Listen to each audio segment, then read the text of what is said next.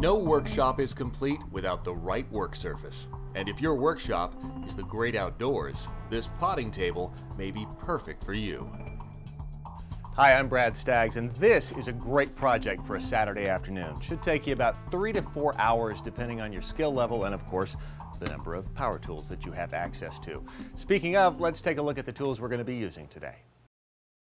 A table saw makes some of the cuts a lot easier, but if you only have a circular saw, that'll work just fine. You'll also need a router and some bits, a jigsaw, and a drill driver. As for materials, we're using pressure-treated southern pine since it will be outside in an unprotected area. The treated wood will ensure that the table will be around for years to come, since it resists rot, mildew, and termite damage. Now the table is made up of 4 legs, obviously, a top, what's called an apron that goes around the perimeter. Down here there's a bottom shelf and something called a stretcher that keeps things nice and square. There's some bracing also up underneath the top and the bottom shelf. So let's start with the simplest thing, that would be the legs. We'll get those cut.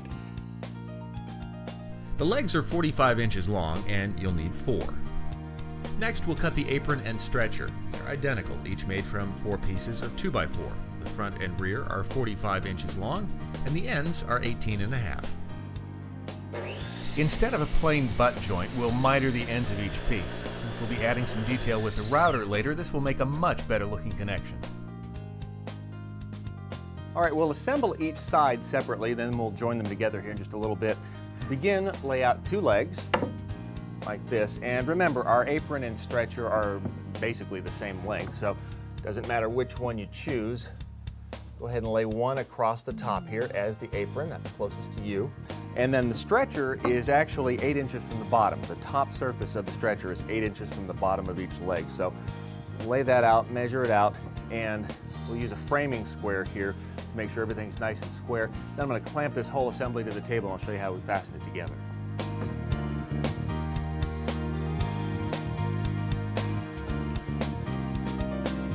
Here's a helpful trick. Use a small piece of 2x4 with a 45-degree miter to be sure the apron and stretcher are positioned correctly for a tight joint, then clamp in place. We'll be using 2.5-inch screws designed for use in pressure-treated lumber. I like to use 4 at each joint on the long sides and then 2 on the short sides. That's why this pattern is so handy. It's just a scrap piece of paneling that I've measured and drilled pilot holes into so I know exactly which pattern I'm going to put at every corner. Then I use a scratch awl to mark those locations at each joint, and I know they'll be in the same place every time. Here's how you make the pattern. Use a piece of 1/4-inch plywood or paneling 3.5 inches wide by 10 inches long. Once you've determined the locations for the screws, mark the pattern and drill holes. Now you'll have a consistent screw pattern around the perimeter of the table. You also won't be wasting time measuring at each corner. All right, I've drilled all the pilot holes for the long side here. Now let's talk about this little jewel. This is a countersink bit, and this will just make a little seat for the head of the screw, keep us from splintering those wood fibers, make things look a little bit nicer. Here's how it works if you haven't used one. You just pop it in the hole right there and just give it a quick burst. Literally, that's all we need to do. These run about $30, $40 for a good one, but it's a great one to have in your toolbox. All right, I'm gonna finish prepping the rest of these holes, and then we'll put the table together. Once you've hit all the pilot holes with a countersink bit, install the screws. All right, I'm starting to box myself in here. I finished off the one side, put all the screws in, and then made a second side exactly like it. How do they tie together? Pretty simply. These 18.5-inch long pieces, the apron at the top, stretcher along the bottom, they're mitered. I've already drilled and prepped the pilot holes, so all I have to do is clamp this whole unit together, screw these in, and we're starting to look a lot more like our finished product over there. So let's get to work. Line that up with my fingers. Be sure to align the 2x4 stretchers and aprons at the joints. The clamp should close up any gaps. Once they're all in place, attach with screws.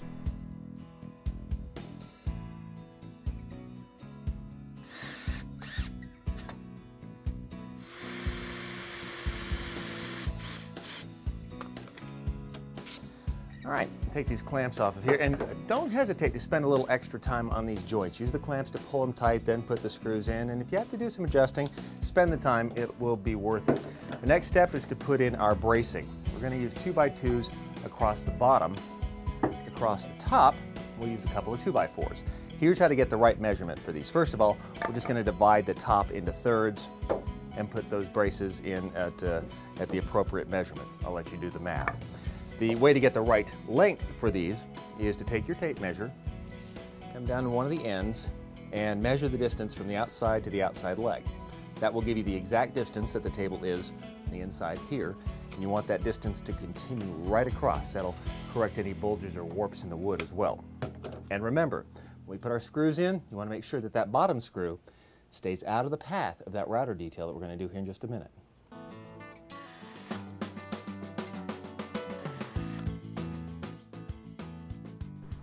I like to get all the screws started for the braces. That way when I'm holding the braces in place, trying to clamp them, I'm not fumbling around for the screws. I know exactly where they are, and they're all ready to be driven home.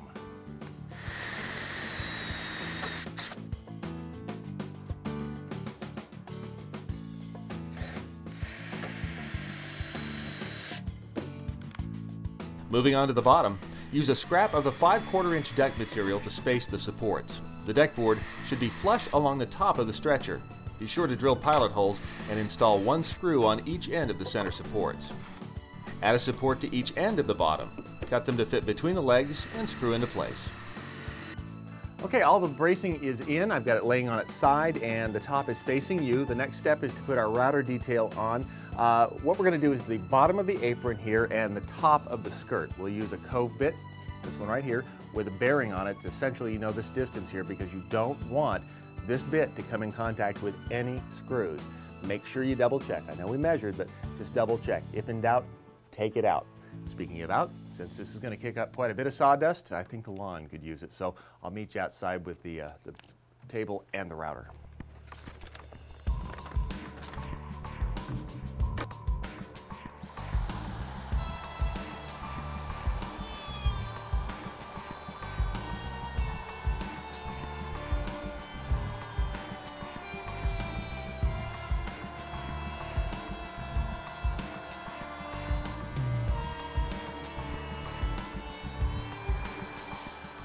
I think that routed edge really adds some nice detail to this table. It's really starting to look good. Let's work on the bottom shelf next. It's made up of 3 pieces of the 5/4 inch deck board. And the thing about this is we'll have to put the 2 outer pieces in first, notch around the 4 legs, and that's going to leave us a strip down the middle that's a little bit narrower than a stock piece of this decking board. So what we'll do is attach these, get these in place, and then go ahead and measure that space and rip a piece down and fasten it all in, and we'll move on to the top.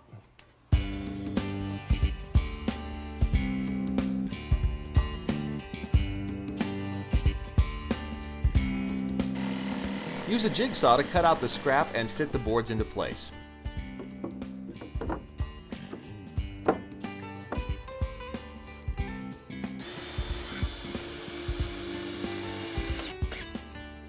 The last board is the centerpiece. Just measure the distance between the 2 outside boards and rip a 5/4 inch board to width. Soften the cut edge of the board with a roundover bit or sander to match the other edges.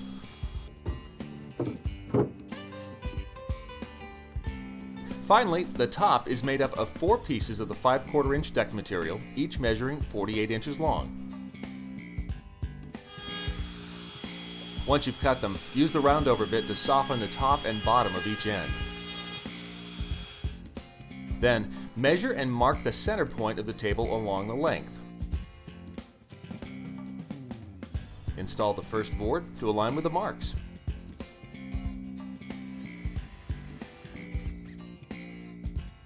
Now, just clamp and screw the remaining boards into place.